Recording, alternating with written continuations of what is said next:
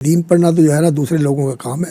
تو راجپوت ہے اور تو ہمارا بیٹا ہے, اس کام میں لگ جا. تہجد کے وقت میں بھی اٹھا, تمہاری امی بھی اٹھی, اور میاں صاحب نے جو ہے نا دعا کی, تو اللہ رب العزت نے اس کے بعد جو ہے نا اللہ تعالیٰ نے ہمیں یہ بیٹا دیا جس کا نام انہوں نے مسعود عالم رکھا. ایسے لگتا تھا کہ شاید میری زندگی جو ہے ختم ہو جائے گی. یہ محسوس کیا کہ اللہ رب العزت مجھ سے خوش نہیں ہے. میں نے پھر اللہ سے عہد کیا کہ یا اللہ, ایسے توحید بیان کی. کہتے ہیں پورے جلسے کے اندر مولانا غزنوی نے کپڑا رکھا ہوا تھا اور رو رو کے ان ہزاروں قطار رو رہے تھے. میں چھت کے اوپر گیا تو وہ دوسری طرف تھی جہاں ان کا گھر تھا, تو میں وہ دیوار کو عبور کر کے پھلانگ کے ادھر جانا چاہتا تھا, تو توازن نہیں رکھ سکا, تو میں وہاں سے گر گیا.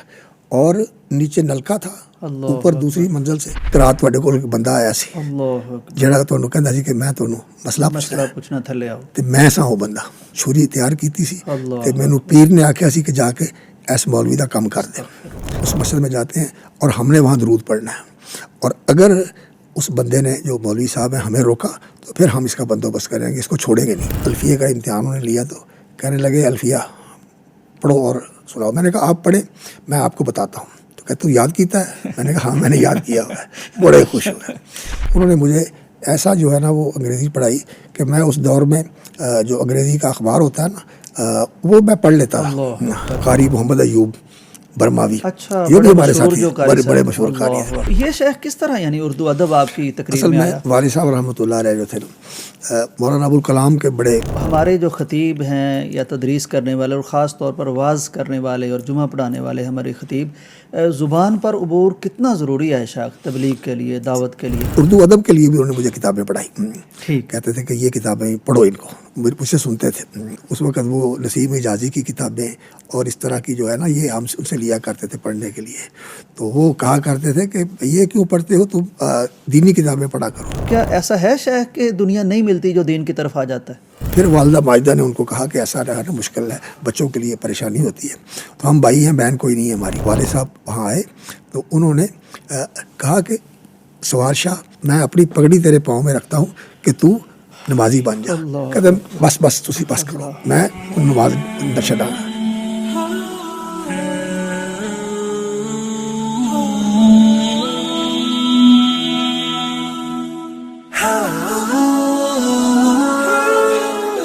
السلام علیکم ناظرین کرام, یوسف سراج پوڈ کاسٹ میں خوش آمدید. ناظرین, زندگی کے جو خوشگوار ترین کچھ دن ہوتے ہیں, کچھ خوشگوار ترین لمحات ہوتے ہیں, آج میں یہ سمجھتا ہوں کہ میرے لیے اور پیغام ٹی وی کے لیے انہی ایام میں سے ایک یوم ہے, انہی لمحات میں سے ایک لمحہ ہے.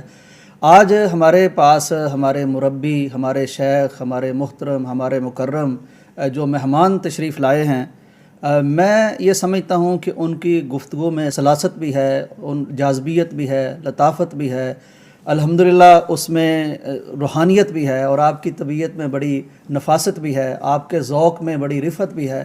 اللہ تبارک و تعالیٰ کی عطا ہوتی ہے, اور اللہ تبارک و تعالیٰ نے آپ کو گفتگو کے سلیقے سے نواز رکھا ہے. آپ معلم بھی ہیں, مدرس بھی ہیں, اور بات اس سلیقے سے کرتے ہیں کہ وہ روح کو جا کے مخاطب کرتی ہے اور وہ دل کے تار چھیڑ دیتی ہے. شیخ مکرم حافظ مسعود عالم صاحب, شیخ الحدیث, شیخ التفسیر, اور عام لوگوں کی زبان میں اگر میں بات کروں تو وہ ظاہر ہے ایک عالم دین اللہ کا ولی ہوتا ہے, اور آپ پر یہ بات خلق خدا کی زبانی میں بہت سنتا ہوں, اللہ کے ولی ہیں. شیخ محترم, اللہ تعالیٰ آپ کو جزائے خیر عطا فرمائے. بہت نوازش ہے آپ کی, آپ نے وقت عنایت فرمایا, آپ تشریف لائے, آپ کی محبت ہے. تو پہلے تو آپ کو خوش آمدید شیخ. بلا شبہ میرے لیے یہ بہت بڑا اعزاز ہے, اور یہ اللہ رب العزت کی بڑی کرم فرمائی ہے کہ میرے متعلق جو کچھ آپ نے کہا یہ آپ کا حسن ظن ہے. اللہ رب العزت جو ہمارے ظاہر و باطن سے باخبر ہے, ہم اس سے یہی التجا کرتے ہیں کہ یا اللہ, جو ہمارے احباب اور ہمارے عزیز ہمارے بارے میں گمان کرتے ہیں, بلا شبہ ہم پوری طرح تو اس کا مصداق نہیں ہے. اس لیے اے اللہ, جو میرے احباب اور میرے برادر اور میرے بزرگ میرے بارے میں گمان کرتے ہیں, یا اللہ اس پر مجھے میری گرفت نہ فرمانا. لا تؤاخذنی بما یقولون وجعلنی خیرا مما یظنون واغفر لی ما لا یعلمون ایسی کمیاں کوتاہیاں یا اللہ جو آپ نے پردہ ڈالا ہوا ہے وہ معاف فرما دے، اور جو کچھ ہمارے احباب ہمارے بارے میں کہتے ہیں، میرے بارے میں خاص طور پر کہتے ہیں، یا اللہ تو اس سے بہتر بننے کی توفیق عطا فرما۔ میں شکر گزار ہوں آپ کا، آپ میرے لیے بہت ہی عزیز اور مکرم ہیں، اور آپ کے پروگرام دیکھ کر اور آپ کی نشاطات دیکھ کر بڑی خوشی ہوتی ہے۔ اللہ رب العزت آپ کو مزید برکتوں، کامیابیوں اور بہت زیادہ دین کے لیے کوششوں اور مساعی کے لیے قبول فرمائے۔ بارک اللہ فیکم۔ اللہ آمین شیخ مکرم۔ شیخ الحمدللہ آپ کی شخصیت کی جو جہتیں ہیں آپ کے طلباء جانتے ہیں، ان میں سے ایک یہ بھی ہے کہ شاعری سے بھی کچھ آپ کو شغف ہے، اور موقع محال کی مناسبت سے بڑی موزوں آپ بات کرتے ہیں۔ تو میں بھی ایک شعر سے ہی آغاز کر لیتا ہوں۔ شاید سنا ہے بولے تو باتوں سے پھول جھڑتے ہیں، یہ بات ہے تو چلو بات کر کے دیکھتے ہیں۔ شیخ مکرم کچھ اپنے ابتدائی ایام کے بارے میں بتائیے۔ جید شخصیت کے گھر میں، عالم دین کے گھر میں اللہ تعالیٰ نے آپ کو پیدا فرمایا۔ شیخ اس دور کی کچھ باتیں جب صرف آپ مسعود عالم ہی ہوں گے، نہ آگے پیچھے حافظ تھا، نہ آگے کچھ۔ الحمدللہ رب العالمین، الحمدللہ یہ اللہ رب العزت کا فضل اور اس کا احسان ہے کہ میں ایسے گھر میں پیدا ہوا جو ایک دینی اور روحانی قسم کی بہت ساری خوبیوں کے ساتھ مالا مال تھا۔ الحمدللہ۔ جو ہمارے ددیال تھے وہ ذمہ دار لوگ تھے، کاشتکار تھے، لیکن موحد تھے۔ ماشاءاللہ۔ اور میرے دادا جان، ان کا نام بشیر احمد تھا، ٹھیک۔ تو میں ان کے پاس بیٹھا ہوا تھا، وہ لیٹے ہوئے تھے، تو کہنے لگے بیٹا اگلیاں منزلاں بڑیاں اوکھیاں نے، اللہ پتر دعا کر اللہ اگلیاں منزلاں آسان کر دے۔ کہنے لگے نماز یہ تو میں پڑھتا رہا ہوں، اللہ لیکن الحمدللہ میں کدے چوری نہیں کیتی، اللہ کبھی کوئی غلط کام نہیں کیتا، محنت مزدوری کیتی ہے، تے اللہ رب العزت مینوں معاف کرے تے پتر دعا کر اللہ تعالیٰ اگلیاں منزلاں آسان کر دے۔ تو دادا جان بھی بڑے ماشاءاللہ نیک دل اور قرآن کی تلاوت کرنے والے، اور بہت زیادہ ان کی طبیعت کے اندر رقت تھی۔ جب بھی کوئی ان کے پاس بیٹھ کے میں بات کرتا تو بس ان کی آنکھوں سے آنسو جاری ہو جاتے۔ تو وہ ہمارے دادا جان تھے۔ جی۔ اور جو میرے نانا جان تھے وہ بھی الحمدللہ بہت ہی روحانی طور پر اونچی شخصیت تھی، علماء کے ساتھ ان کا تعلق تھا۔ آپ حیران ہوں گے کہ حضرت حافظ عبداللہ بڈھی مالوی رحمۃ اللہ علیہ، ان کو جب وہ ان کا جوانی کا دور تھا اور حضرت حافظ صاحب گوندلوی رحمۃ اللہ علیہ کے پاس پڑھ کے وہ اپنے علاقے بڈھی مال میں گئے تھے، جی۔ تو یہ کوٹ کپورے کے قریب ہی یہ علاقہ تھا، اور یہ کوٹ کپورے ریاست فرید کوٹ کے اندر انڈیا میں جو وہاں رہنے والے تھے۔ جی صحیح۔ تو اللہ رب العزت نے ان کے اندر ایسا دینی شوق رکھا ہوا تھا کہ انہوں نے حافظ صاحب کو کہا کہ آپ میرے پاس آ جائیں، میں آپ سے قرآن پڑھنا چاہتا ہوں، ترجمہ سیکھنا چاہتا ہوں، دین سیکھنا چاہتا ہوں۔ تو حافظ صاحب ان کے پاس آئے اور کچھ عرصہ وہاں رہے۔ تو جب میں ان کے پاس پڑھنے کے لیے جامعہ سلفیہ میں گیا نا، تو انہوں نے بڑی محبت کا اظہار، والد صاحب چھوڑ کے آئے ان کے پاس، اور کہنے لگے کہ آپ میرے بھی استاد ہیں اور میں اپنے بیٹے کو بھی آپ کے پاس چھوڑ کے جا رہا ہوں، تو آپ نے اس پر خصوصی کرم فرمانا ہے اور اس پر توجہ دینی ہے۔ تو انہوں نے مجھے ایسا ہی کیا، میرے ساتھ بہت ہی ان کا مشفقانہ رویہ تھا، اور بلکہ میرا کھانا بھی وہ کہتے تھے کہ آپ نے ہمارے گھر سے کھانا ہے۔ تو کہنے لگے کہ آپ کی والدہ جب میں تمہارے نانا کے پاس گیا تھا نا، تو میرے لیے وہ کھانا لے کے آتی تھی، تو اس لیے میں نا تمہارا کھانا اپنے گھر میں رکھوں گا۔ تو بڑی محبت فرماتے تھے۔ تو ننیال کی طرف سے بھی ایسے ہی تھا۔ میرے دو ماموں عالم دین تھے، مولانا عبدالغفور صاحب، وہ بھی ماشاءاللہ عالم تھے، اوڈا والے میں پڑھے ہوئے تھے اور پڑھاتے بھی رہے۔ اسی طرح مولانا عبدالرحمٰن عتیق تھے، وہ بھی الحمدللہ بہت بڑے عالم تھے۔ وزیر آباد میں انہوں نے کچھ قریباً 37 سال جو ہے نا وہ مسجد منانیہ جو ہے اس کے اندر خطبہ دیا، اور بڑا ان کا اثر تھا، وسیع حلقہ تھا ان کا، بہت لوگوں کے اندر تبدیلی آئی۔ اسی طرح میرے چچا جان جو تھے مولانا محمد حسین کلیم، وہ بھی عالم دین تھے۔ تو والد صاحب رحمۃ اللہ علیہ، تو میرے تو وہ والد بھی تھے اور معلم بھی تھے اور مربی بھی تھے اور میرے مرشد بھی تھے، اللہ تعالیٰ ان کے درجات بلند فرمائے۔ تو میں وہ بتاتے تھے کہ جب ہماری شادی ہوئی تو اس وقت بالکل ایسا ہی دور تھا کہ کچھ لوگوں کے ساتھ لٹے پٹے لوگ آئے تھے، تو ان کے پاس کوئی وسائل نہیں تھے، تو اللہ رب العزت یہ رشتہ جوڑ دیا دین کی بنیاد پر۔ تو اللہ رب العزت نے پھر جب ہمیں اکٹھا کیا تو کہتے ہیں کہ کچھ عرصہ گزر گیا، ہماری اولاد نہیں ہوئی۔ تو ان کے جو مربی تھے اور ان کے جو مشفق مہربان تھے، وہ میاں محمد باقر صاحب تھے، جی ٹھیک. والد صاحب رحمۃ اللہ علیہ، وہاں ان کی خالہ رہتی تھی. یہ جو جوگ دادو کا علاقہ ہے نا تانیہ والے کے قریب، تو وہاں ان کی خالہ رہتی تھی. تو والدہ ان کی فوت ہو گئی تھی، والد صاحب کی جی صحیح. والدہ فوت ہو گئی تھی. تو دادا جان نے دوسری شادی کر لی. تو پھر والد صاحب جو تھے نا وہ اپنی خالہ کے پاس آ گئے، ٹھیک. اور ان کا خیال تھا کہ میں دین پڑھوں.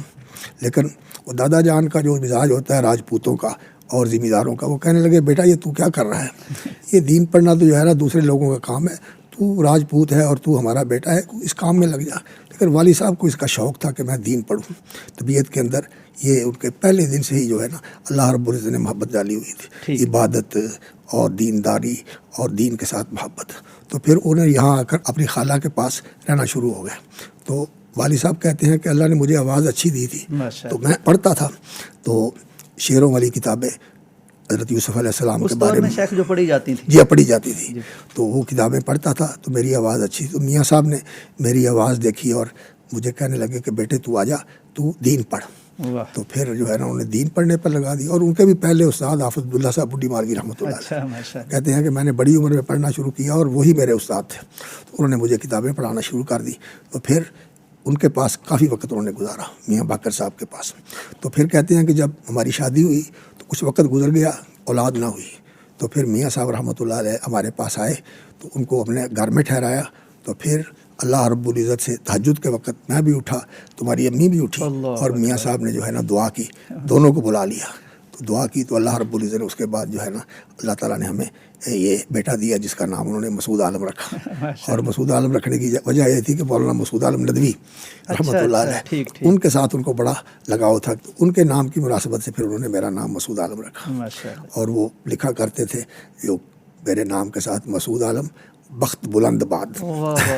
تو یہ ان کی محبتیں تھیں، دعا بھی تھی، اللہ نے پوری فرمائی ماشاءاللہ. اللہ رب العزت جو ہے نا تو اس طرح دونوں طرف سے نا، ددیال کی طرف سے بھی ننیال کی طرف سے بھی اللہ رب العزت نے اچھا خاندان نصیب کیا. اور باقی والد صاحب کی جو تربیت تھی اور امی جان کا جو رویہ تھا وہ یہی ہوتا تھا کہ بس نیکی اور پڑھائی، اور بس ہر وقت جو ہے نا وہ ایسی طرح کی باتیں ہوتی تھیں گھر کے اندر. والد صاحب بھی میرے پہلے استاذ بھی تھے، انہی سے میں نے پڑھنا سیکھا، لکھنا سیکھا، اور انہی سے میں نے جو ہے نا وہ اسکول وغیرہ کی چیزیں پڑھی. اسکول میں داخل نہیں ہوا میں، ہاں. تو انہوں نے مجھے پڑھانا شروع کیا، پہلے قرآن پڑھایا، پھر اس کے بعد حفظ کروایا، اور میری منزل بھی سنتے تھے. اور جب میں تراویح وغیرہ کے لیے پڑھتا تھا تو میرا سپارہ وہ سنا کرتے تھے. بہت زیادہ ان کا میرے ساتھ جو ہے نا محبت والا تعلق تھا. تو پھر اس کے بعد جب ذرا عمر بڑی ہوئی تو قرآن حفظ کرنا شروع کر دیا. جو قرآن حفظ کر لیا تو میرا خیال اس وقت کوئی 8-9 سال کی عمر ہوگی جب قرآن حفظ کیا تھا. تو پھر انہوں نے مجھے لاہور بھیج دیا. تجوید القرآن میں قاری احمد دین صاحب تھے اتقان کے لیے، بہت بڑے استاذ تھے وہ. تو وہاں انہوں نے مجھے بھیج دیا. تو پھر وہاں میں نے قرآن مجید کا اتقان کیا. اور پھر اس کے بعد الحمدللہ اللہ تعالیٰ نے موقع عطا فرمایا کہ والد صاحب نے مجھے کتابیں شروع کروا دی. اور وہی میرے پہلے استاد تھے جو مجھے انہوں نے پڑھایا. نحو میر پڑھائی، بلکہ اس سے پہلے بھی جو ہے نا عربی کا معلم پڑھایا، اور پھر نحو میر پڑھائی، پھر ہدایت النحو پڑھائی. اس طرح جو ہے نا وہ، اور ان کا جو سب سے زیادہ ان کی تاکید تھی نا وہ یہ تھی کہ عربی زبان کے اوپر زیادہ توجہ دو. عربی کتاب جو ہے نا وہ پڑھو اور یاد کرو. تو انہوں نے مجھے پرانی جو کتابیں تھیں روضۃ الادب اور اس طرح کی کتابیں جو ہے نا پڑھانی شروع کی. الحمدللہ ان کی تلقین یہ ہوتی تھی کہ آپ ضبط کریں، یاد کریں، اور جو بھی چیز پڑھتے ہیں نا اس کو حفظ کرنے کی کوشش کریں. تو انہوں نے مجھے عمدۃ الاحکام حدیث کے اندر یاد کروائی. اور پھر یہ کس عمر کی بات ہے؟ یہ اس وقت میری 10-11 سال کی عمر ہوگی. تو اتنی عمر ہوگی میری. تو پھر جو ہے نا وہ اس طرح انہوں نے پڑھانا شروع کیا. پھر میں نے اپنے چچا جان سے بھی پڑھا، مولانا محمد حسین کلیم، ان سے بھی میں نے پڑھا. وہ بھی بہت بڑے عالم تھے، اور ماشاءاللہ ان کا ادبی ذوق بہت زیادہ تھا. عربی ذوق بھی ان کا بڑا تھا، اور ماشاءاللہ وہ شاعری وغیرہ بھی کرتے تھے اور حکمت بھی کرتے تھے. شیخ شاعری اردو میں یا عربی میں کرتے تھے؟ عربی میں بھی کرتے تھے، اردو میں بھی کرتے تھے. اردو میں بھی کرتے تھے، عربی میں بھی کرتے تھے. اور پھر انہوں نے خاص طور پر میرے لیے نا استاذ کا بندوبست کیا. 2 استاد ہیں جن سے میں نے پڑھا. چونکہ والد صاحب کبھی سفر میں ہوتے تھے، کبھی آنا جانا ہوتا تھا، تو باقاعدگی نہیں ہوتی تھی. انہوں نے پھر جو 2 استاد جو ہے نا وہ میرے لیے انہوں نے مقرر کیے، تو میں ان سے پڑھتا تھا. شیخ اس وقت رہائش ابھی شرقپور میں تو نہیں ہوگی؟ شرقپور میں رہائش تھی. ٹھیک ہے. شرقپور میں رہائش تھی. والد صاحب رحمۃ اللہ علیہ جو ہے نا ان کو شرقپور میں یہیں سے انہوں نے کام شروع کیا. وہ بتاتے تھے کہ پہلے میرا رجحان یہ تھا کہ میں کوئی محنت مزدوری کر لوں، کاروبار کر لوں. تو میں جو کچھ پڑا ہوا ہے اس پر عمل کرنا ہے، اور میں کو اپنی محنت مزدوری کر کے اپنا گزران کا بندوبست کر لوں، اور مجھ سے جو ہے نا وہ علمی کام نہیں ہوگا۔ ٹھیک۔ کچھ ان کے معدے میں خرابی تھی، اللہ۔ تو کسی دوائی کا اثر تھا، تو اس کی وجہ سے وہ کہتے تھے میری صحت کمزور تھی۔ تو میں نے یہ جو ہے نا یہ جان کر کے مجھ سے یہ کام نہیں ہوگا، تو میں نے شروع کر دیا کپڑا بیچنا۔ ٹھیک۔ وہ کپڑا کندھے پہ رکھ کے نا وہ ڈگی لوگ جو ہے نا وہ چل پھر کے، اور دیہاتوں کے اندر اور اس طرح جہاں آبادی ہوتا تھا اس وقت۔ ہاں جی۔ اس طرح انہوں نے یہ اپنا سلسلہ شروع کر دیا روزگار کے لیے۔ تو کہتے ہیں کہ ایسا کرتے ہوئے نا پھر مجھے بخار ہو گیا، اور شدید بخار ہوا۔ اللہ، اتنا شدید بخار تھا کہ برداشت نہیں ہوتا تھا، اور ایسے لگتا تھا کہ شاید میری زندگی جو ہے ختم ہو جائے گی۔ اللہ۔ کہتے ہیں کہ میں اس بیماری کے اندر یہ محسوس کیا کہ اللہ رب العزت مجھ سے خوش نہیں ہے۔ اللہ، اس کام سے یعنی جس ڈگر پہ چل پڑے۔ جب میں یہ کر رہا ہوں نا، میں نے پھر اللہ سے عہد کیا کہ یا اللہ تو مجھے عافیت دے دے، تو میں انشاءاللہ تیرے دین کی خدمت کروں گا اور بے لوث خدمت کروں گا۔ تو پھر اللہ رب العزت ان کو شفا دے دی، اور پھر ان کا تعلق تھا مولانا عطا اللہ حنیف کے ساتھ۔ ٹھیک۔ یہ وہاں آتے جاتے تھے۔ بٹی صاحب نے لکھا ہے کہ کوٹ کپورے کے اندر نا مولانا عطا اللہ حنیف رہے بھی، تو والد صاحب کا بھی ان کے ساتھ تعلق تھا۔ تو ان کے پاس ایک آئے شرک پور کے بڑے عالم فاضل، ایک بہت ہی معتبر شخصیت تھی، ملک حسن علی صاحب جامعی، وہ جامعہ ملیہ دہلی کے پڑھے ہوئے تھے، مولانا محمد صورتی کے شاگرد تھے، اور اس طرح ڈاکٹر ذاکر حسین کے شاگرد تھے۔ تو وہ کہتے ہیں کہ وہ مولانا عطا اللہ حنیف کے پاس آئے اور مولانا داود غزنوی کے پاس آئے، کہنے لگے ہمارا جو ہے نا وہ شرک پور، ہمارے پاس جو ایک عالم ہے وہ توحید نہیں بیان کرتے، اور جو لوگوں کے عقائد ہیں ان کی اصلاح نہیں ہوتی، تو کوئی عالم جو ہے نا وہ ہمارے لیے آپ تجویز کریں کہ جو ہمارے پاس آ کے توحید لوگوں کو بتائے اور صحیح دینداری لوگوں کے اندر آئے۔ تو پھر مولانا عطا اللہ حنیف نے اور مولانا داود غزنوی نے، ان کے ساتھ بھی تعلق تھا، ان کا پھر انتخاب کیا کہ آپ شرک پور جائیں۔ تو وہ شرک پور آ گئے، اور پھر وہاں الحمدللہ اللہ رب العزت نے ان کو بڑی برکت دی، اور ان کا پھر ان کے ساتھ بڑا خصوصی تعلق تھا۔ مولانا عطا اللہ حنیف ان کے ساتھ تو ایسا تعلق تھا جیسے گھریلو ہوتا ہے۔ میں بھی چھوٹا ہوتا ان کے گھر میں جاتا تھا، ہمارے امی جان بھی جاتے تھے، ان کی اہلیہ کے ساتھ بہت ہی زیادہ قریبی تعلق تھا، اور میں بھی چلا جاتا تھا ان کے پاس۔ اور مولانا غزنوی رحمۃ اللہ علیہ، خیر وہ تو بڑی ماشاءاللہ عظیم شخصیت تھی، اور ان کی ہیبت بڑی تھی۔ ان کے سامنے جانا جو ہے نا وہ کوئی آسان نہیں تھا، اللہ تعالیٰ نے ان کو بہت جلال پڑا تھا ان کا۔ لیکن والد صاحب کی وجہ سے مجھے بھی ان کی شفقت اور محبت کا جو ہے نا اللہ رب العزت نے موقع دیا کہ وہ ہمارے پاس ایک دفعہ آئے شرک پور میں، تو والد صاحب نے ان کا کھانا رکھا ہوا تھا، اور صدارت تھی ان کی، جلسے کی صدارت وہ کر رہے تھے، اور عنایت اللہ صاحب گجراتی، یہ والد صاحب کے استاد بھی تھے۔ والد صاحب نے ان کے پاس جو نا یہ پڑھا تھا، قرآن مجید کا دورہ کیا تھا، تفسیر کا، جیسے آج کل دورہ نہیں ہوتا، مولانا غلام اللہ خان کرتے تھے، اسی طرح مشہور تھے مولانا شاہ عنایت اللہ بھی کرتے تھے۔ یہ اصل میں وہ جو تھے نا اپنے مولانا حسین علی وہاں بچراں والے، یہ ان کے شاگرد تھے، ان کے شاگرد تھے۔ تو کہتے ہیں میں نے ان کے پاس دورہ کیا تھا، تو ان کی تقریر رکھی اور مولانا داود غزنوی کی صدارت رکھی، تو انہوں نے توحید کے اوپر تقریر کی عنایت اللہ شاہ نے، اور اس تقریر کے دوران انہوں نے اتنا قرآن پڑھا اور ایسے توحید بیان کی، کہتے ہیں پورے جلسے کے اندر مولانا غزنوی نے کپڑا رکھا ہوا تھا اور رو رو کے ان ہزاروں قطار رو رہے تھے، ایسی رقت تھی ان کے اوپر کہ بس وہ روتے ہی رہے۔ تو اس لیے نا ان علماء کا بھی آنا جانا تھا ہمارے گھر میں، والد صاحب کے پاس بڑی ان کے ساتھ محبت کرتے تھے، بڑا اکرام کیا بھی ان کے لیے، بہت خصوصی اہتمام کیا۔ ان کے ایک جاننے والے تھے، ان سے کہا کہ میرے بزرگ آ رہے ہیں تو آپ شکار کر کے لاؤ، تو شکار ان کو کھلایا، اور ہمارے گھر میں بڑا ان کے لیے اہتمام کیا گیا۔ تو بڑی ماشاءاللہ ان کے ساتھ محبت تھی، اور ہمیشہ جو ہے نا وہ اپنے ساتھ رکھتے تھے، کسی بڑے کام کے لیے، کسی شخصیت کو ملنے کے لیے والد صاحب کو کہتے تھے کہ چلیں میرے ساتھ۔ تو اس طرح جو ہے نا وہ ان بزرگوں کا بھی تعلق رہا، تو الحمدللہ اللہ رب العزت نے پھر آسانیاں پیدا فرمائی۔ تو اس طرح کے ماحول میں اللہ تعالیٰ نے مجھے موقع دیا، یہاں پیدا کیا، تو اللہ کا شکر ہے الحمدللہ رب العالمین، بڑا اچھا ماحول ملا۔ اللہ تعالیٰ ہمیں توفیق عطا فرمائے کہ آمین۔ شیخ یہ فرمائیے کوئی بچپن کی کوئی شرارت، کوئی معصوم شرارت، یا کس طرح کا معاملات تھے، کچھ یاد ہے شیخ اب؟ یا بس ایسا ہی ہے کہ بچپن کے اندر جو ہے نا وہ ایسی تو کوئی بات نہیں میرے ذہن میں، لیکن ایک جو ہے نا بڑی اللہ تعالیٰ کی کرم فرمائی والا معاملہ ہے کہ ہمارا جو گھر تھا نا 2 منزلہ تھا، جہاں ہم رہتے، کرائے کا گھر تھا، 2 منزلہ رہتے، اور ہمارے ساتھ جو تھے نا وہ بھی ہمارے جماعتی تھے، اور یہ گھر دونوں آپس میں بالکل ملے ہوئے تھے۔ تو ایک حصے میں ہم کرائے پہ رہتے تھے اور دوسرے حصے میں وہ دوسرے رہتے تھے۔ تو ان کی بیٹی تھی وہ بھی میری ہم عمر تھی. جی صحیح. تو ہم بچپن میں نا وہ اکٹھے کھیلا کرتے تھے. ٹھیک. تو اس نے ہماری طرف آ جانا, میں نے ان کی طرف چلے جانا, تو ہم کھیلتے تھے. بس اس وقت جو ہے نا بہت چھوٹی عمر تھی. جی جی. تو میں چھت کے اوپر گیا تو وہ دوسری طرف تھی جہاں ان کا گھر تھا. تو میں وہ دیوار کو عبور کر کے پھلانگ کے ادھر جانا چاہتا تھا, تو میں وہاں سے گر گیا, توازن نہیں رکھ سکا. تو میں وہاں سے گر گیا, اور نیچے نلکا تھا اوپر دوسری منزل سے.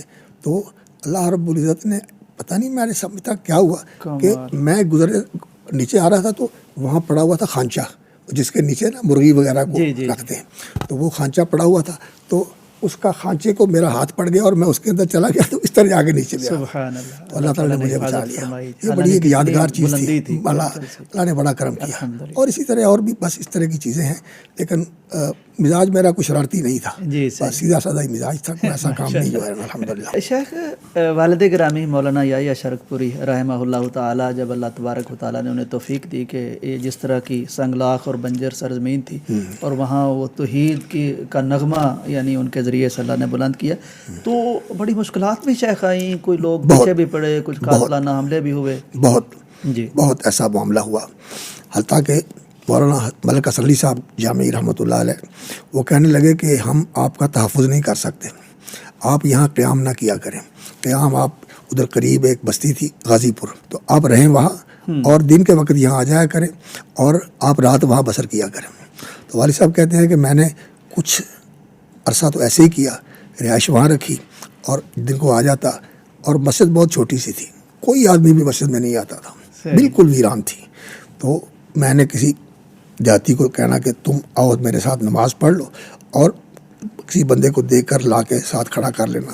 کوئی جماعت نہیں تھی, کوئی لوگ نہیں تھے. تو اس طرح کی صورتحال تھی. پھر میں نے سوچا کہ اس طرح تو وہاں رہ کر میں کیا یہاں کام کر سکوں گا. میں نے کہا کہ میں تو پھر یہاں ہی رہوں گا. تو کہنے لگے آپ نے اپنی ذمہ داری پر رہنا, ہم آپ کو تحفظ نہیں دے سکتے. اللہ رب العزت نے پھر توفیق عطا فرمائی کہ وہ ایک جگہ رہتے تھے, کرائے کا گھر تھا, والدہ بھی وہاں آ گئی ان کے ساتھ. تو پھر ایک آدمی جو ہے نا ان کے پاس آیا, تو کہتے ہیں کہ وہ رات کا وقت تھا اور اندھیرا تھا. تو ہم گرمیوں کے دن تھے, اوپر لیٹے ہوئے تھے. تو اس نے دروازہ کھٹکھٹایا, تو میں نے اوپر سے جھانکا اور میں نے پوچھا کون ہے. کہتا مسئلہ پوچھنا مولوی جی, تھلے آؤ. تو والد صاحب کہتے ہیں کہ مجھے اس کی آواز میں نا یہ محسوس ہوا کہ ایسا مجھے محسوس ہوا کہ یہ کوئی برا ارادہ رکھتا ہے. میں نے محسوس کر لیا. تو کہنے لگا بڑا ضروری مسئلہ ہے. تو کہنے لگے صبح کے وقت آنا, رات کو مسئلہ جو ہے نا وہ پوچھنے کا ٹائم نہیں ہے, تو صبح کے وقت آنا. نہیں بہت ضروری مسئلہ ہے, تو تسی تھلے آؤ. کہنے لگے میں نے کہا کہ نہیں, صبح کے وقت آنا, پھر میں آپ کو ملوں گا. اور پھر چلا گیا وہ. خیر, تو اس کے بعد کہتے ہیں کہ میں ایک دفعہ سفر کر کے شور کوٹ جا رہا تھا. تو جھنگ میں جب بس میں نے بدلنی تھی, تو میں وہاں اترا. تو ایک آدمی جو بھاگا ہوا آیا اور آ کے مجھے کہتا ہے کہ تسی بزرگو میرے نال چلو, میں تھوڑی خدمت کرنا چاہنا ہوں. اچھا.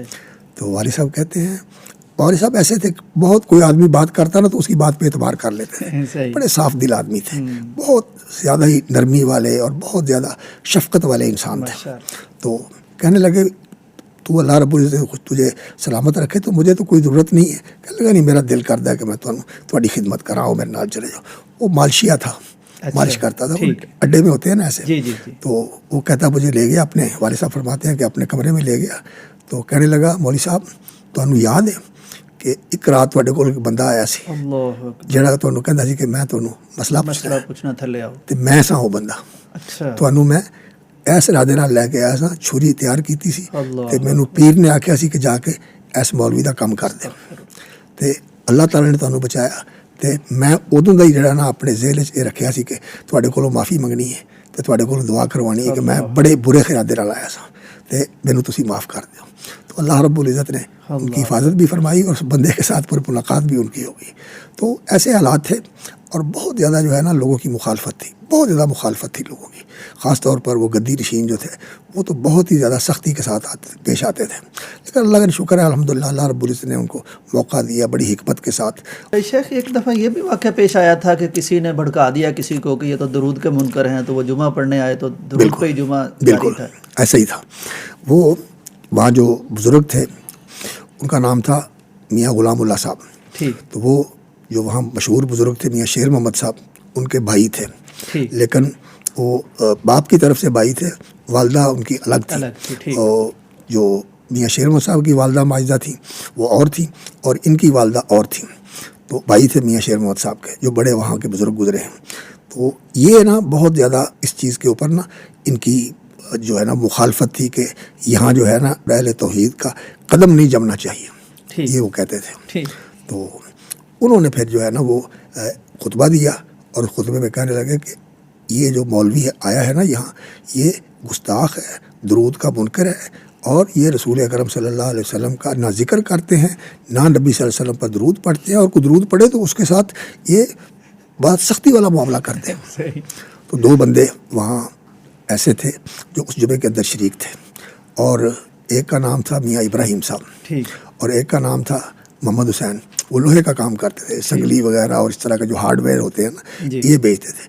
یہ کہتے ہیں ہم دونوں جو تھے نا وہ اس جمعے میں شریک تھے.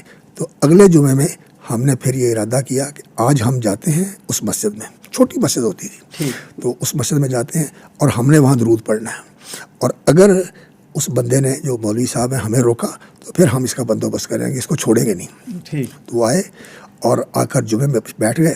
تو اللہ کا کرنا کہ اس دن والد صاحب کا موضوع ہی درود شریف کے فضائل کے اوپر تھا, اور والد صاحب کے پاس کتاب تھی جلاء الافہام, حافظ ابن قیم رحمۃ اللہ علیہ. ابن قیم اور ابن تیمیہ کی کتابیں والد صاحب بہت پڑھتے تھے, بہت پڑھتے تھے.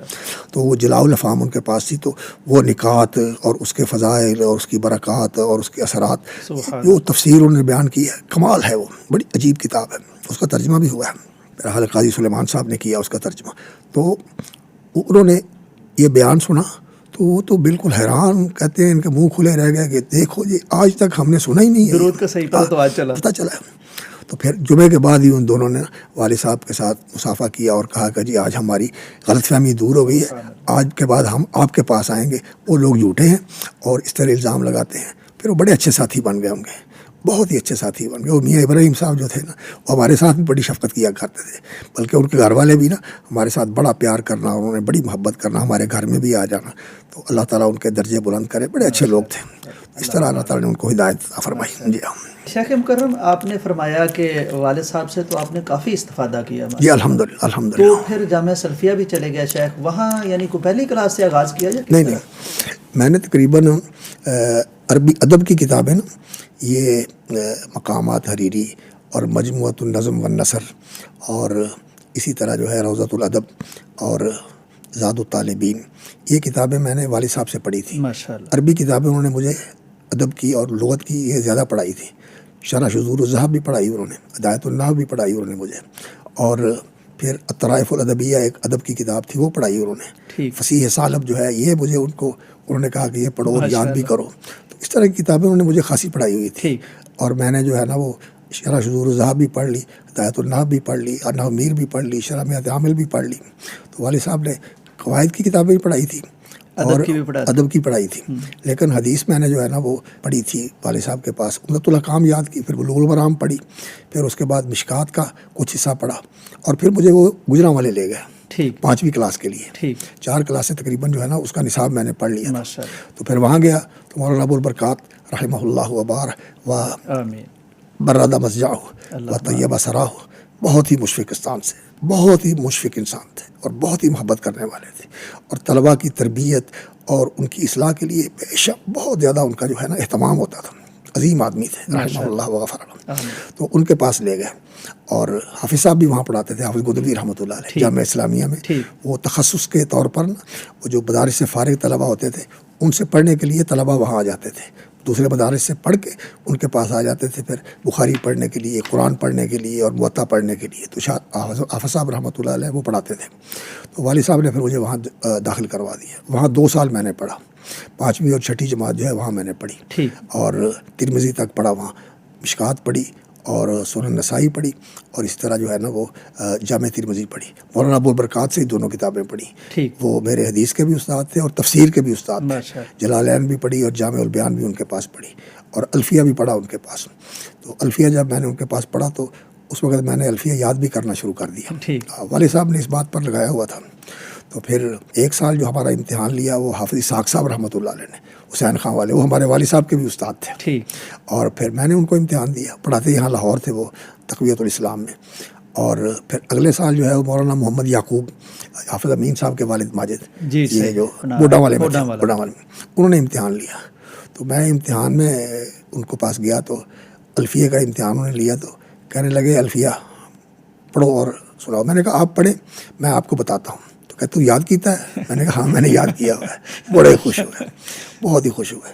تو پھر انہوں نے مجھے بہت شفقت کے ساتھ نوازا اور بڑی جو ہے نا محبت کا اظہار کیا. اور والد صاحب کو جانتے تھے، میں نے بتایا کہ میں ان کا بیٹا ہوں، تو بہت ہی خوش ہوئے، بڑی دعا دی انہوں نے. تو اس طرح 2 سال میں نے وہاں پڑھا. پھر اس کے بعد میں جو ہے نا وہ جامعہ سلفیہ میں آ گیا. تو باقی 2 سال پھر میں نے یہاں پڑھے جامعہ سلفیہ میں. اور جامعہ سلفیہ سے پڑھ کے پھر جس سال فارغ ہوا اسی سال ہی اللہ رب العزت نے موقع عطا فرما دیا کہ جو میرے استاذ تھے مولانا شیخ علی مشرف العمری، اللہ تعالیٰ ان کے درجے بلند فرمایا، اور شیخ محمد امان علی الجامی، یہ میرے استاد تھے یہاں.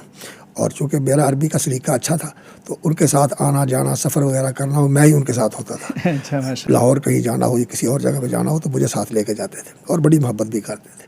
تو جب میں فارغ ہوا تو اس سے پہلے ہی انہوں نے میرے کاغذات وغیرہ نا وہاں بھیج دیے اور میرا داخلہ ہو گیا. 1973 کی بات ہے یہ.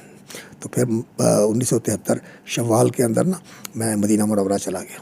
تو پھر اللہ رب العزت نے وہاں موقع عطا فرمایا اور یہ میرے ساتھ بڑے ہی مشفق تھے. اللہ تعالیٰ ان کے درجے بلند کرے. شیخ جب آپ وہاں تشریف لے گئے طلب علم کے لیے، مدینہ یونیورسٹی بنے کتنی دیر ہوئی تھی؟ کوئی آغاز کی باتیں شاید؟ میں گیا تھا 73 میں. مدینہ یونیورسٹی جو بنی ہے میرا 61 میں 62 میں بنی ہے. ٹھیک. وہ 60 کی دہائی میں بنی اور یہ میں گیا تھا وہاں 73 کی دہائی میں. 70 کے بعد کے جو سال ہیں ان کے اندر میں وہاں گیا تھا. 73 کے اندر گیا تھا، نومبر کا مہینہ تھا میرا خیال ہے. تو اس وقت میں وہاں گیا تھا. تو پھر وہاں جا کر الحمدللہ کلیت الشریعہ کے اندر اللہ رب العزت نے موقع عطا فرمایا اور وہاں پھر ماشاءاللہ بڑے بڑے اساتذہ کے ساتھ اللہ نے موقع عطا فرمایا کہ ان سے سیکھنا اور پڑھنا، اور ان سے ماشاءاللہ بڑا ہی اللہ رب العزت نے. شیخ ان اساتذہ میں کون کون شامل تھے؟ ایک استاد تو ہمارے تھے فقہ کے. ٹھیک. اور وہ فقہ کے حافظ تھے. اچھا ماشاءاللہ. یعنی اتنا جو ہے اللہ رب العزت نے ان کو حافظہ دیا تھا کہ جب وہ پڑھانے کے لیے آتے تو عنوان انہوں نے لکھ دینا بلیک بورڈ کے اوپر، سبورے کے اوپر، اور پھر انہوں نے اس کے متعلق دلائل اور اختلاف اور استدلال کی توجیح اور اسی طرح جو ہے نا وہ راجے کی تعیین، راجے کیا ہے اور دوسرے دلائل کا جواب کیا ہے. ایسا ان کا طریقہ تھا کہ ہم ایسے حیران ہو کے ان کو سنتے تھے کہ یہ شخص جو ہے نا وہ کتنا ذہین ہے اور کس طرح. سعودی تھے. حمود ابن حمد الوائلی ان کا نام تھا. تو بہت ہی مشفق اور بہت ہی مہربان استاد تھے. اور پھر اللہ رب العزت نے اسی طرح دوسرے استاد تھے ہمارے تفسیر کے شیخ محمد المختار. ایک محمد المختار محمد الامین تھے جو ازواء البیان کے مصنف ہیں، شنقیطی رحمۃ اللہ علیہ. ازواء البیان ان کی جو کتاب ہے، لیکن ان کے 2 بیٹے ہمارے ساتھی تھے. ٹھیک. اور ان کا جو ہے نا میں نے زیارت کی. بس وہ جس سال میں گیا شوال کے مہینے میں گیا، ذوالقعدہ اور ذوالحجہ کے کچھ دن بس ان کو دیکھا اور وہ اسی سال ہی جو ان کا انتقال ہو گیا. مکہ میں ہی حج کے بعد ان کا انتقال ہو گیا. تو پھر ان کے گھر میں آنا جانا تھا، چونکہ یہ ہمارے ساتھی تھے. ان کے بیٹے عبداللہ الامین اور محمد المختار وہ ہمارے ساتھی تھے، تو اس کی وجہ سے ان کے گھر میں آنا جانا تھا. اور اسی طرح جو محمد المختار تھے وہ ہمارے تفسیر کے استاد تھے. ٹھیک. ان سے تفسیر پڑھی. اور ابو بکر الجزائری رحمۃ اللہ علیہ ان سے تفسیر پڑھی، اور جن کی ایسر التفاسیر کتاب ہے اور منہاج المسلم اور اس طرح کی عقیدہ بڑی مشہور کتاب ہے. تو وہ ہمارے تفسیر کے استاد تھے. اور حدیث کے استاد ہمارے مولانا عبدالغفار حسن تھے. اچھا. وہ ہمارے استاد پاکستانی تھے. وہ بڑی محبت کرتے تھے، بہت شفقت فرماتے تھے.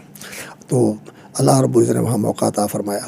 بلاغت بھی پڑھی اور انگریزی بھی ہوتی تھی ہمارے دور میں. اچھا. اس کا بھی کوئی تھوڑا سا ٹچ ہوتا تھا. اور اسی طرح قرآن حفظ کرنا. قرآن تو اللہ کا شکر ہے پہلے ہی ہمیں یاد تھا. شیخ آپ جب اسکول نہیں گئے تھے تو انگریزی میں کچھ پھر کیسے ہوا؟ ایسے ہوا نا کہ جب میں آیا نا گوجرانوالے سے تو والد صاحب نے کہا کہ آپ میٹرک کی تیاری کر کے نا تو میٹرک کا امتحان دے دیں. تو پھر 2 ہمارے استاد تھے اللہ تعالیٰ غریق رحمت فرمائے. ایک تھے ماسٹر رحمت اللہ صاحب، انہوں نے مجھے انگریزی شروع کروائی. اور پھر جو ہے نا جب کچھ تھوڑا سا میرا اچھا اس کے اندر جو ہے نا ذہن بن گیا، سمجھ آنے لگی، تو پھر ایک استاد تھے نابینا تھے، ان کا نام تھا حسن علی عباسی. بڑے انگریزی کے ماہر تھے. تو پھر میں نے ان کے پاس پڑھا. انہوں نے مجھے ایسا جو ہے نا وہ انگریزی پڑھائی کہ میں اس دور میں جو انگریزی کا اخبار ہوتا ہے نا وہ میں پڑھ لیتا تھا، وہ پڑھ لیتا تھا میں. تو اللہ رب العزت نے بڑا جو ہے نا وہ کرم فرمایا کہ پھر میٹرک کر لیا. تو میٹرک کے بعد پھر جامعہ سلفیہ آ گیا، اور تقریباً 1 سال کی میری تیاری تھی جب میٹرک میں نے کیا. 1 سال اچھے امتحان ہو گیا الحمدللہ، اس کا فائدہ بھی ہوا.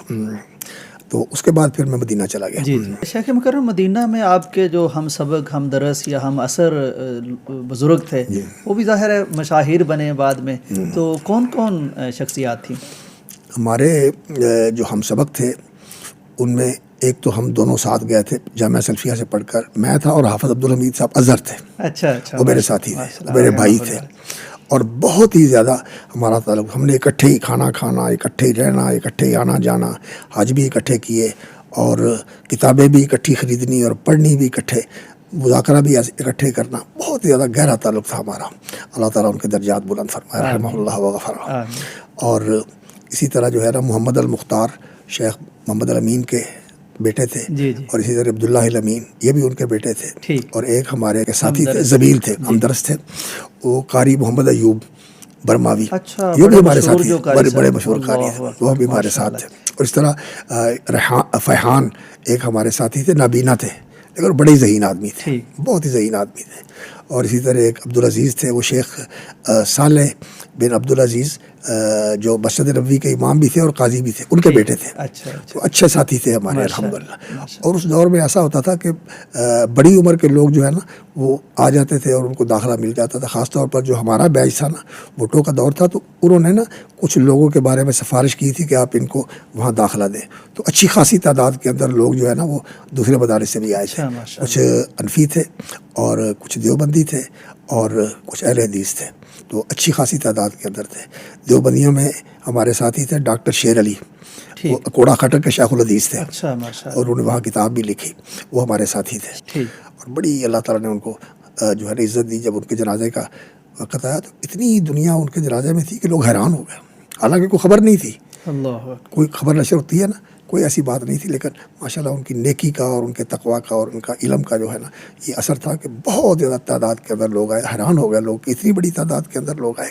تو یہ ہمارے ساتھی تھے. جی صحیح. شیخ مکرم، یعنی جب آپ نے مدینہ یونیورسٹی سے کسب فیض کر لیا تو پھر پہلی جو اپوائنٹمنٹ ہوتی ہے کہیں تدریس کے لیے، تو کس طرح کا مرحلہ تھا، کیسے انتخاب ہوا؟ میں آیا نا وہاں سے فارغ ہو کر، تو میاں صاحب رحمۃ اللہ علیہ، میاں فضل حق صاحب، وہ بھی ہمارے بڑے مہربان تھے.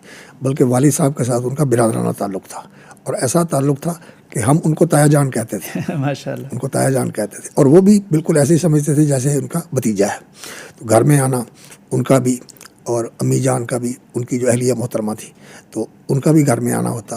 اور اسی طرح طارق صاحب جو ان کے بڑے بیٹے تھے، نعیم صاحب جو چھوٹے تھے، ان کے ساتھ بھی بڑا تعلق تھا، گھریلو قسم کا تعلق تھا.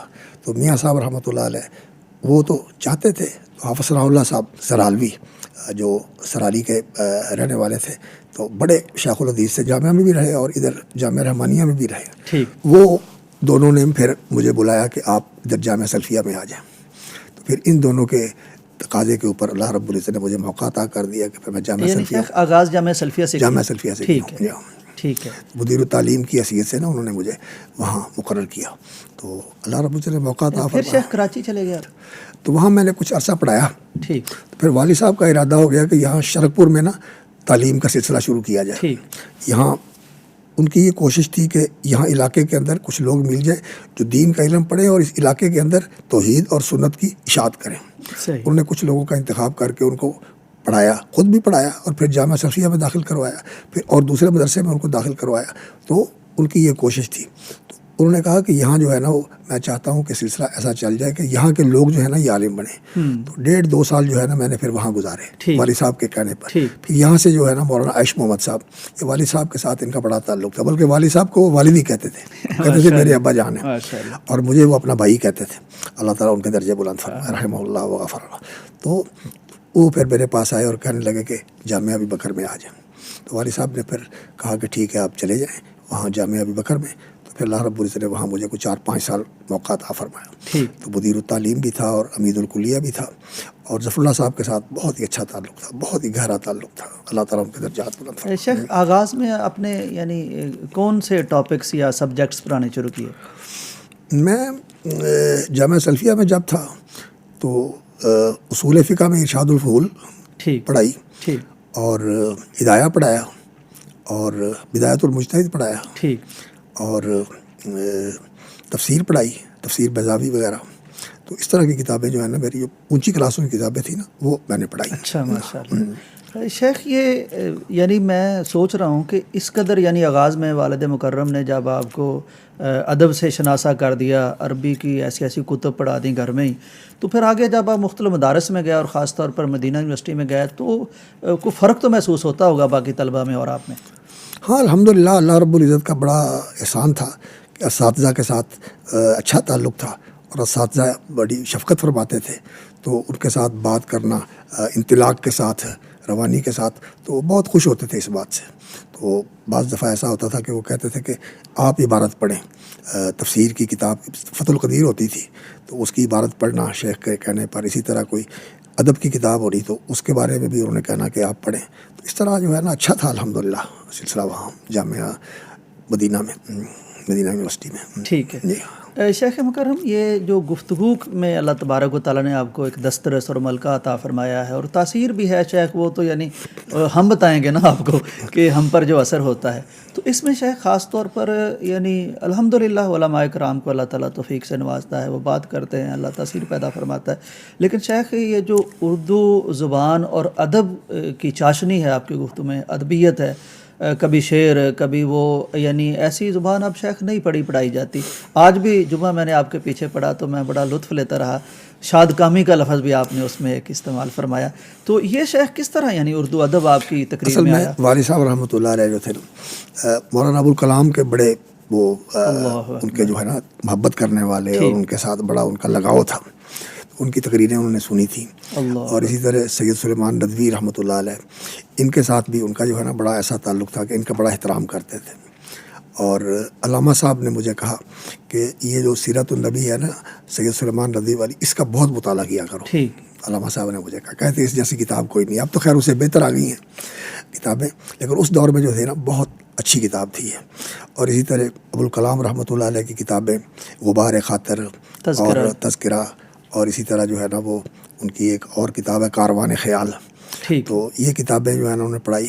پھر ایک کتاب تھی وہ مختلف مضامین جو ہے نا ادیبوں کے، اس کے اندر تھی، اب اس کا نام میرے ذہن سے نکل گیا. والد صاحب نے مجھے پڑھائی، اردو بھی مجھے پڑھائی انہوں نے، فارسی بھی پڑھائی انہوں نے. تو وہ کہتے تھے کہ یہ نا دونوں چیزیں ہونی چاہیے انسان کے پاس، عربی کے اندر بھی اور اردو کے اندر بھی.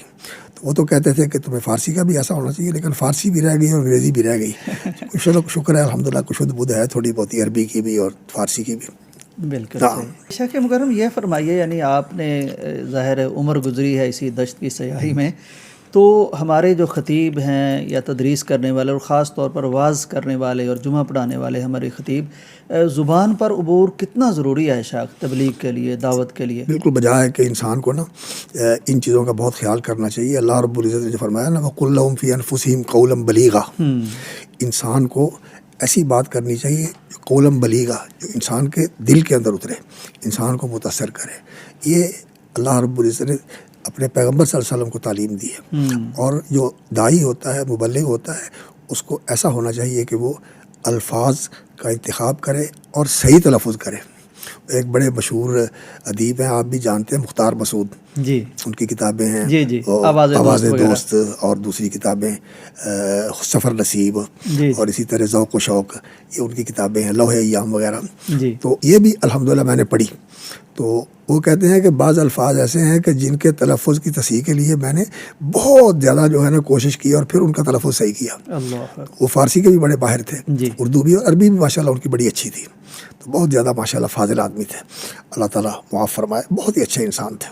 تو یہ انسان کو تلفظ صحیح کرنا اور ایسے الفاظ کو استعمال کرنا کہ جو معنویت رکھتے ہوں، یہ انسان کو ضرور اس کا اہتمام کرنا چاہیے. یہ ایک اچھا اثر ہوتا ہے اس کا کہ دوسرا آدمی سننے والا جو ہے نا وہ یہ نہیں محسوس کرتا کہ اس کی معلومات سطحی قسم کی ہیں. اس لیے انسان کو کوشش کرنی چاہیے. کوئی شاعری بھی پڑھنے کا موقع ملا آپ کو؟ اردو شاعری بھی پڑھی، اقبال کی پڑھی ہے، سعدی کو بھی پڑھا، گلستان بھی پڑھی، بوستان بھی پڑھی، اور پند نامہ بھی پڑھا، اور دوسری جو کتابیں تھیں، بلکہ ایک کتاب تھی وہ اخلاق ناصری، وہ بھی والد صاحب نے مجھے پڑھائی ہے۔ ٹھیک تو یہ چیزیں فارسی کی پڑھائی انہوں نے، اور اردو ادب کے لیے بھی انہوں نے مجھے کتابیں پڑھائی۔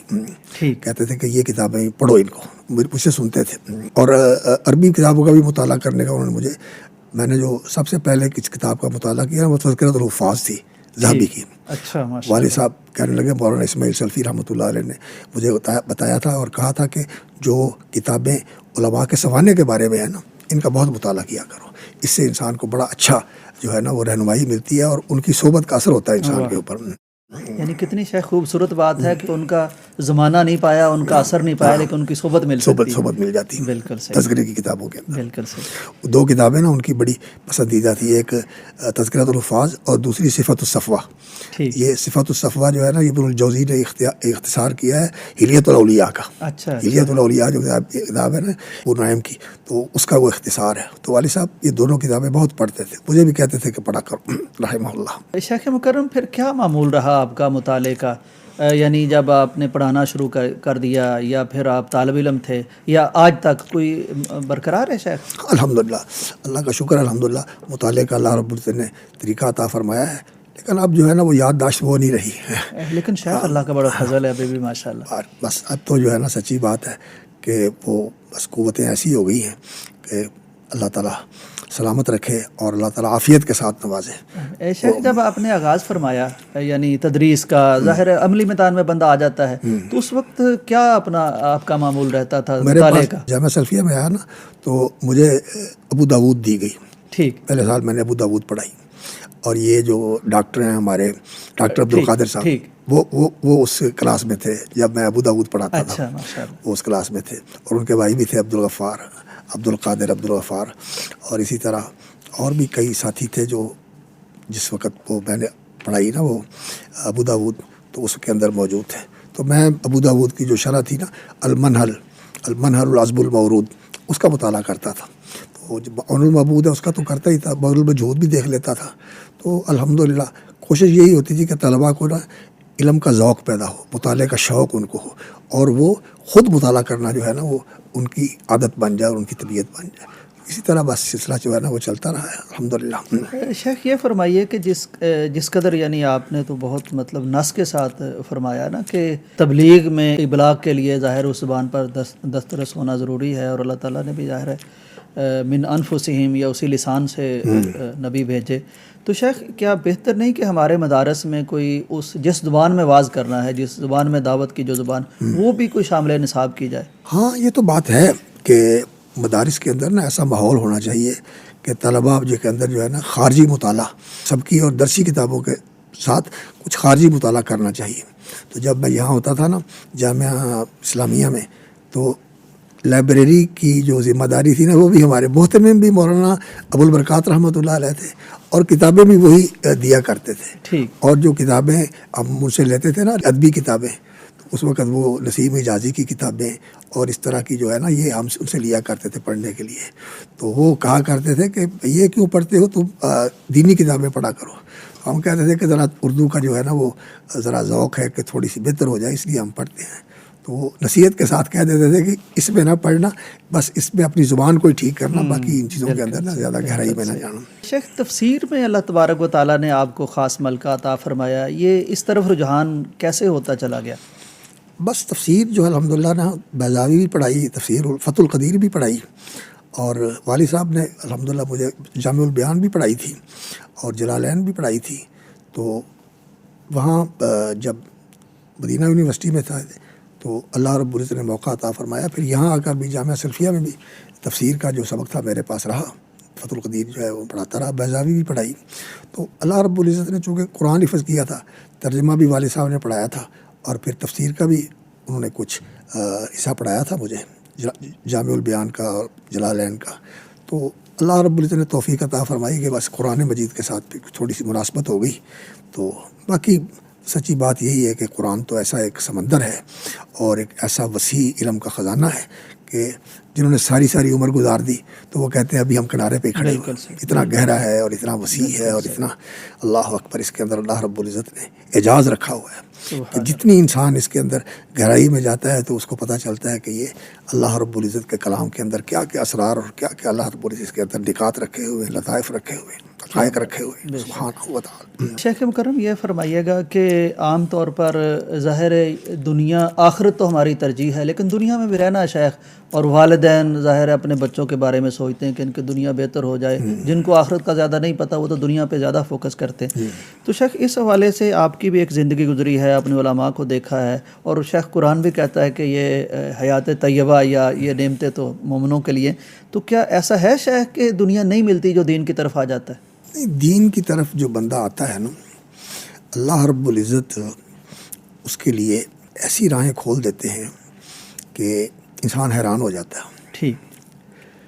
وہ حضرت مریم صدیقہ کا جو معاملہ ہے، حضرت زکریا علیہ السلام نے ان سے کہا انا لکی ھذا، تو وہ والدہ نے ان کو وقف کیا تھا، ان کی والدہ ماجدہ نے سبحان اللہ بیت المقدس کی اس کے اندر عبادت کرنے کے لیے اور اس کے اندر وقف کیا تھا ان کو کہ یہ اللہ کے لیے ہے.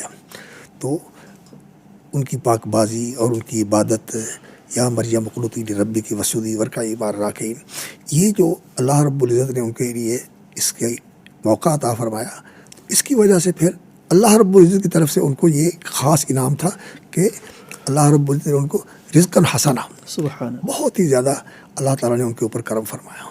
تو حضرت زکریا علیہ السلام نے ان سے پوچھا کہ انا لکی ھذا، قالت هو من ان اللہ یرزق من یشاء بغیر حساب. سبحان اللہ. تو رسول اکرم صلی اللہ علیہ وسلم کے بھی فرامین ہیں، من جعل الہموم ہما واحدا ہم آخرتی کفاہ اللہ ہم دنیا. سبحان اللہ. اور والد صاحب رحمۃ اللہ علیہ کے بارے میں بھی الحمدللہ ہم نے ان کو دیکھا، ان کا تو ایسا ذہن تھا کہ وہ کہتے تھے گھر بنانا ہی نہیں ہے. ہماری والدہ کہتی ہیں کہ میں ان کو کہتی تھی کہ اپنا گھر بنا لے، کہتے ہیں گھر بنا کے کیا کرنا ہے، وہاں جنت میں گھر بن جائے بس یہی بہتر ہے. ان کے مزاج ایسا تھا. پھر والدہ ماجدہ نے ان کو کہا کہ ایسا رہنا مشکل ہے، بچوں کے لیے پریشانی ہوتی ہے، تو ہم بھائی ہیں، بہن کوئی نہیں ہے ہماری. اچھا، صحیح. تو والدہ اللہ تعالیٰ ان کے درجات بلند فرمائے. انہوں نے پھر والد صاحب کو قائل کیا کہ آپ چھوٹا سا گھر بنا لیں. تو انہوں نے کوئی بہرحال 4-5 مرلے کا گھر جو ہے نا پھر وہ خریدا. تو اس میں پھر ہم رہتے رہے. اور پھر جب ماشاءاللہ وہ سارے بھائی بڑے ہو گئے تو پھر ان کی یہ خواہش تھی کہ ایک بڑا گھر ہو جس کے اندر سارے آ جائیں اور میں سب کو ایک جگہ دیکھوں. لیکن وہ گھر کے لیے جگہ تو انہوں نے خرید لی، لیکن وہ اس کو رہ نہیں سکے، وہاں انتقال ہو گیا ان کا 2001 میں. اللہ تعالیٰ ان کے درجات بلند فرمائے. شیخ مکرم، یعنی میں اب سوچ رہا ہوں کہ آپ جیسے حساس قلب و شعور والا شخص یا شخصیت، یہ اتنا قریبی رشتہ بہن کا شیخ جب نہیں تھا تو کوئی احساس ہوتا رہا شیخ؟ بس اللہ کا شکر ہے الحمدللہ، جو ہمارے ننیال میں یا ددیال میں رشتہ دار تھے تو ان کے ساتھ ہمارا اچھا تعلق تھا، بہت اچھا تعلق تھا. اس وقت جو ہے نا اتنی، اب تو خیر وقت نہیں ملتا کہیں آنے جانے کا. اس وقت اگر ننیال کے پاس گیا تو وہاں بھی ہفتے 2 ہفتے 3 ہفتے تک رہ لیا، اور اس طرح ددیال میں گیا تو وہاں بھی کچھ وقت گزار لیا. تو یہ جو کزنیں تھیں وہاں وہی ہماری بہنیں تھیں. شیخ مکرم، یہ پچھلے سوال سے جڑا ہی ایک سوال ہے. آپ کی تو شیخ اصل میں یہی فیلڈ ہے اور آپ کو اللہ تعالیٰ نے یعنی بہت وسعت اور بصیرت عطا فرمائی. ہم جیسے لوگ بھی شیخ دیکھتے ہیں تو علماء کرام کے جنازے، ان کی مجلسیں، ان کے ساتھ لوگوں کا احترام، ان کے ساتھ محبت، شیخ یعنی بادشاہوں کے ساتھ بھی اس طرح کی سچی چیز نہیں ملتی. تو کیا فرماتے ہیں آپ شیخ؟ یہ جو ہے نا وہ اس چیز کا اثر ہے جو رسول اکرم صلی اللہ علیہ وسلم نے فرمایا کہ اللہ رب العزت جب کسی بندے سے محبت کرتے ہیں تو جبریل کو کہتے ہیں کہ میں اس سے محبت کرتا ہوں، تم بھی اس سے محبت کرو. اور فرشتوں کو بھی حکم ہوتا ہے کہ اس سے محبت کرو. پھر اللہ کی مخلوق بھی اس سے محبت کرتی ہے اور اللہ رب العزت ان کے لیے زمین کے اندر قبول لکھ دیتا ہے. ان الذین آمنوا وعملوا الصالحات سیجعل لهم الرحمن ودا. اللہ تعالیٰ ان کی محبت دلوں میں ڈال دیتا ہے. اور واقعتاً ایسا ہی ہے کہ جب جنازے کا وقت ہوتا ہے تو اس وقت پتہ چلتا ہے کہ لوگوں کے دلوں میں ان کے لیے کیا جو ہے نا عقیدت ہے، کیا محبت ہے، اور کس طرح جو ہے نا لوگ ان کے ساتھ جڑے ہوئے ہیں. والد صاحب رحمۃ اللہ علیہ کا جب انتقال ہوا تو اس وقت جو دن تھا نا، میرا خیال ہے نومبر کی کوئی تاریخ تھی، شاید 9 کے کیا اس طرح کی کوئی تاریخ تھی، مجھے یاد نہیں رہا، 2001 کی بات ہے. اس دن ہڑتال تھی، جمعہ کا دن تھا اور ہڑتال تھی، کوئی احتجاج تھا، اس کی وجہ سے سواریاں نہیں تھیں، لیکن اتنے لوگ آ گئے کہ حیران ہوتا ہے آدمی کہ شاید شرکپور کی تاریخ میں کوئی اتنا بڑا جنازہ نہ ہوا ہو. تو لوگوں کے دلوں میں اللہ تعالیٰ بات ڈال دیتا ہے. شیخ مجھے بھی اللہ تعالیٰ نے شرف سے نوازا، جامعہ سلفیہ میں ہی تھے ہم، تو پھر اللہ تعالیٰ نے حاضری کی توفیق دی. گئے سارے ہمارے طلبہ بھی، اساتذہ بھی، اور سارے اللہ تعالیٰ کو درجے بلند کرے، اللہ تعالیٰ ان پہ رحمت کرے. شیخ مکرم یہ فرمائیے کہ دل کی آبادی کے لیے اور جو ایک روح کی سرشاری کے لیے، آبیاری کے لیے شیخ کیا کرنا چاہیے؟ روح کو تو ہم بھول ہی گئے ہیں، کوئی لطف ہی نہیں آتا نماز میں یا ان چیزوں میں، اور جب شیخ دیکھتے ہیں کوئی اہل دل کو، اہل نظر کو، تو بڑا رشک بھی آتا ہے. کیسے شیخ یہ کوئی اندر کی بات؟ اصل میں دل جو ہے نا، یہ ایک ایسی چیز ہے کہ انسان کو اللہ رب العزت دعا کرنی چاہیے. اللہم یا مقلب القلوب ثبت قلبی علی دینک. تو قلب جو ہے نا، اس کے اندر تقلب بہت زیادہ ہے، متاثر ہوتا ہے. اس لیے انسان کو اللہ رب العزت کے حضور اس چیز کی دعا کرنی چاہیے کہ یا اللہ تو مجھے قلب مطمئن عطا فرما دے، جو دین کے اوپر قائم رہے، اور اپنی محبت نصیب فرما دے. اور یہ جو ہے نا کہ انسان اللہ سے اللہ کی محبت مانگے، تو پھر جب دل میں اللہ کی محبت آ جاتی ہے تو پھر یہ دل آباد ہو جاتا ہے، اور پھر انسان کے لیے عبادت کے اندر بھی لطف ہوتا ہے، اور انسان کو ایک ایسی جو ہے نا وہ کیفیت محسوس ہوتی ہے کہ پھر دوسری چیزوں کی جو اصل حقیقت ہے نا انسان کے سامنے وہ واضح ہو جاتی ہے. جو رسول اکرم صلی اللہ علیہ وسلم نے فرمایا نا کہ میں ایسے لوگوں کے ساتھ بیٹھ جاؤں جو لوگ اللہ کا ذکر کرتے ہیں، تو یہ میرے لیے بہت بڑی چیز ہے. حب الیہ، یہ مجھے بہت پسند ہے. اور اگر میں یہ کلمہ پڑھ لوں، سبحان اللہ والحمد للہ ولا الہ الا اللہ واللہ اکبر، تو جس چیز کا سورج کی روشنی پڑتی ہے وہ ایک طرف، اور یہ کلمہ پڑھ لینا ایک طرف، مجھے یہ زیادہ عزیز ہے. تو ذکر اور دعا، یہ دو چیزیں جو ہے نا بہت ضروری ہیں. دعا کے اندر الہا ہو، اللہ تعالیٰ سے انسان یہ سوال کرے کہ یا اللہ اللہم ارزقنی حبک، اللہم انی اسألک حبک. وہ جو حدیث ہے، اللہم انی اسألک فعل الخیرات وترک المنکرات وحب المساکین وان تغفر لی وترحمنی. اللہم انی اسألک حبک وحب من یحبک وحب عمل یقربنی الی حبک. اللہم اجعل حبک احب الی من کل شیء. اللہ تعالیٰ سے محبت مانگنا، اور پھر انشاءاللہ العزیز انسان کے لیے نا اللہ تعالیٰ ثانیہ فرما دیتا ہے، اللہ تعالیٰ دے دیتا ہے. شیخ مکرم اگر آپ کا کوئی پسندیدہ شعر مجھے سننا ہو رہا، کسی پسندیدہ شخصیت کے بارے میں جاننا ہو. اصل میں اب تو میری جو ہے نا کیفیت ایسی ہے کہ شعر وغیرہ جو ہے نا یہ بھول جاتے ہیں، یاد نہیں ہوتے. لیکن ابوالکلام رحمۃ اللہ علیہ کا جو انداز تھا کہ بہت فارسی کے اشعار وغیرہ وہ ذکر کرتے ہیں، اردو کے بھی بڑے ذکر کرتے ہیں. وہ اس طرح کی چیزیں جو ہے نا وہ خاص طور پر تذکرہ میں بڑے برمحل اشعار، بڑے برمحل ساری کتابوں میں انگوٹھی میں نگینہ جڑا جاتا ہے. بالکل. شیخ مکرم یہ جو جدید ذرائع بن گئے ہیں، جیسے پیغام ٹی وی ہے، دعوت کے پلیٹ فارم بن گئے ہیں، تو نوجوان نسل تک پوری دنیا میں پیغام پہنچاتے ہیں.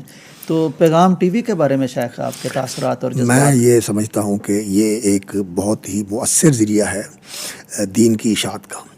جو پیغام ہم ایک حلقے کے اندر اور ایک دائرے کے اندر نشر کرتے ہیں اور لوگوں تک پہنچتا ہے، یہ اس کا دائرہ بڑا وسیع ہو جاتا ہے اس کے ذریعے، کہ بہت دور تک جو ہے نا وہ اس کی جو ہے نا اشاعت ہوتی ہے اور ابلاغ ہوتا ہے، اور یہ لوگوں تک پیغام پہنچ جاتا ہے. تو یہ بڑا ہی مبارک عمل ہے.